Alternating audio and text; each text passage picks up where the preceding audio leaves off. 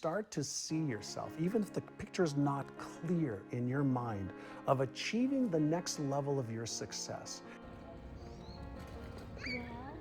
Now mine, here. Wow. And we went from 1.2 billion to 4.5 billion a year. And it wasn't because we taught them any more skills to be real estate agents. We taught them how to change the way they thought about themselves. We taught them how to change their habits. Our agents who made $750,000 or more were in front of a client 75% of the time. And when we asked all the agents that weren't in front of more clients, like, why are you doing that? Like, why aren't you in front of people that are gonna help you earn more income? Oh, well, we're busy doing this and doing this and doing this, and they had stories and excuses and reasons why. And so part of the work that I love to do now is really help people understand, what is your story? Like, what's the story you're telling yourself? Because we all have a story. We have a money story, a relationship story, a health story. We have a story for everything. And then that story keeps recreating our lives over and over and over again. And we have beliefs that support the story. We have habits that support the story. We have people that support the story. We have systems that support our story. And so my question that I always ask people, who would you be with a different story? Talk to me about set points. That was something really interesting in what you talk about around the stories and things that we carry that I found really interesting. Sure. So Maxwell Maltz wrote a great book many, many years ago, probably the 70s, called Psycho-Cybernetics, right? And Maxwell Maltz was a surgeon who performed surgery on people. And what he noticed is, even after plastic surgery that he performed on people, some people didn't see any change in their faces. And it was visible to everybody else, but not to them. Because they had a map of what they thought they looked like? Yes. Okay. So we all have a map of reality. We have a map of what we think we look like.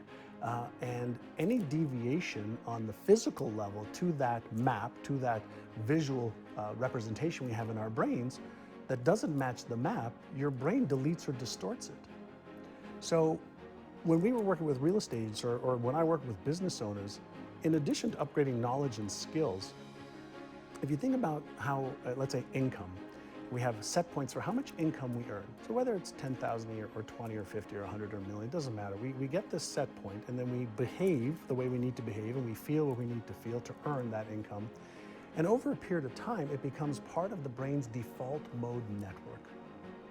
So we develop set points for everything. And so if the set point's in the brain, and there's a psycho-cybernetic mechanism in the brain, a control and response mechanism in the brain, and it's our brain, why not learn how to reset the set point? And so now we're looking at what technologies are available to help reset that, what evidence-based methods are there to set that or to reset that.